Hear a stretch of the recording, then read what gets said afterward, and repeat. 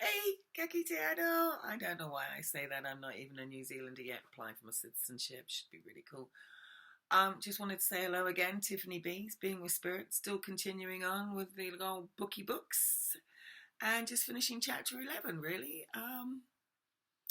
yeah, about challenges and questions, and having the answers for when people ask you. You know, those awkward, sticky moments. What do you believe in? Not always good over the dinner party if somebody's absolutely trashed, because then it can start a horrible argument, in which case, back down. Not even worth you opening up the rent space in your head for that one. Anyway, I shall continue on. There are souls here and now that are a lot older who will help this come to fruition. The newborn and the young children are our new gods and goddesses, and these will start the new loving order. Woohoo! About time. There is a way of not fighting to work out our differences. We would like the world leaders, if they have a problem with another, to put boxing gloves on. If they must fight, battle it out in the ring. Why not? That way, only one person suffers, not all the others.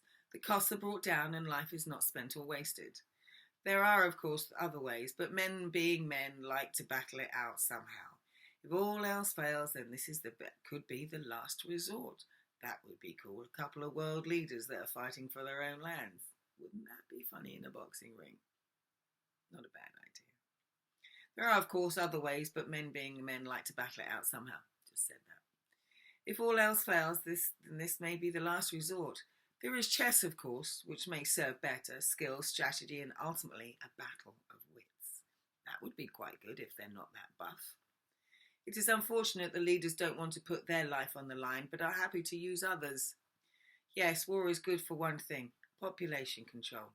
If you looked at it from that perspective, it would have needed to happen. It's also a very good money maker. War makes money. Instead, approach war from a place of love, looking after everybody having little greed and small egos. Gosh, wouldn't that be nice? Then love for the less fortunate and helping, then make people realize that they can't keep having offspring, especially if they, Earth cities and families, cannot take care of the children as the environment is not always ideal. To be able to have access to clean running water, good employment and healthcare, and enough food to go around, collective consciousness is needed. You don't have to lose yourself for the greater purpose, but instead invent and design a way to show how unique you are. Work with others and treat them as you would expect to be treated. We wish everyone thought this way, as we are sure some of the world leaders would not want to go to their own prisons, live themselves in poverty-stricken areas, or in their own prisons. We know this will change. We know these people will take time. People will ask you, why is there so much suffering? This is the other big picture essays in chapter 9. Will help you with your answers. There is enough land on this earth to sustain all of you. However, the chemicals that are being fed into this earth are destroying it. There has to be more sustainable practices with organics in order for Gaia to truly recover. Companies that genetically modify plant seeds to combat disease but cannot germinate to make new crops, and therefore farmers having to buy back more seed. This is not self-sustaining. This is money and ego driven by individuals or biochemical companies. Be warned. In time, this will also diminish, as we have said before. Those who stray off their path and contract will eventually become to a sticky end. Perhaps they will think about what they have done as well as the damage to Gaia that has been done. If they realize this in time, then they will not have to come back to work it out in another life. If they realize this in time, then they will come back. If they don't realize this, they will come back and suffer until they learn that the ego isn't the be-all and end-all. Stop screwing with the ecosystem. Leave out the chemicals. Learn to trust and love each other, or at least treat with respect and acceptance. You have a saying, all good thing comes to those who wait. This can happen within the global community in fair trade. We can see and feel that there are humanitarian workers that are doing their best on ground level.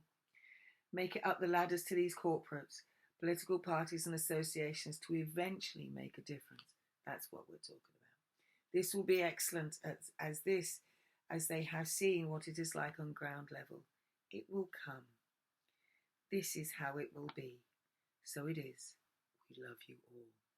And that's what I'm talking about, you know, the 20s and 30s people who are astutely really clever and they can figure out new ways of serving Mother Gaia and ways to not destroy the earth and ways of being kind to each other and working with everybody. There is no race or colour or creed or language or temperature.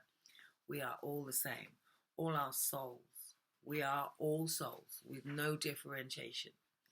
So we just want you to be better. We just want to help. We just want more people to help everybody's circumstance, to not have the ego drive. So I'm going to leave you with that. And we will get on to chapter 12 next time. That's fantastic. All right, you have a lovely weekend or day or whenever you're watching this. And subscribe to the page or whatever channel, beingwithspirit.com. And I will talk to you again soon.